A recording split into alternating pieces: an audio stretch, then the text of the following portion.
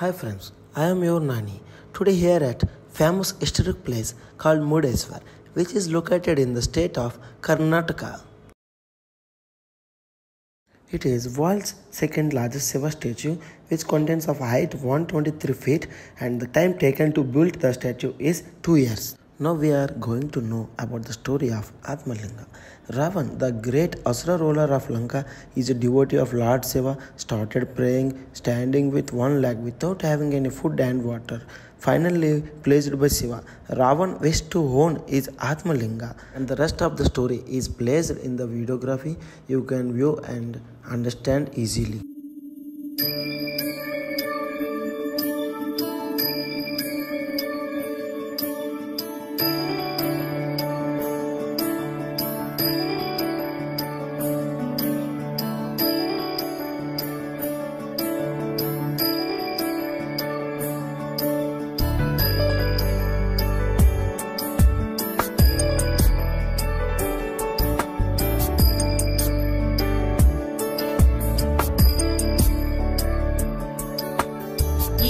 गिरीश नरेश परेश महेश विलेशय भूषण भो सांब सदाशिव शंभो शंकर शरणं मे तव चरणयुगम्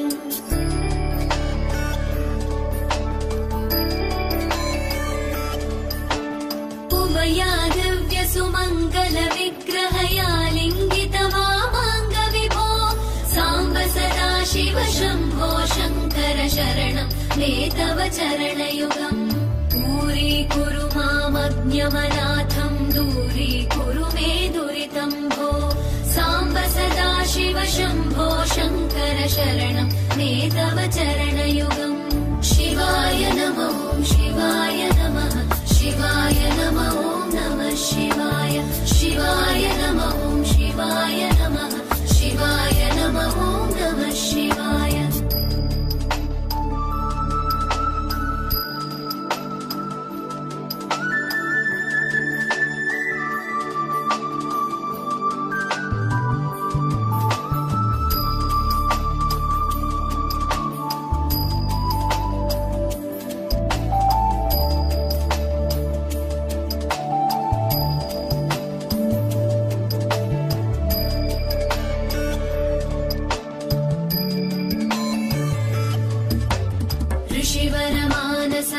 सचराचर जनन स्थितिलय कारण भो सांब सदाशिव शंभो शंकर शरणं मे तव चरणयुगम्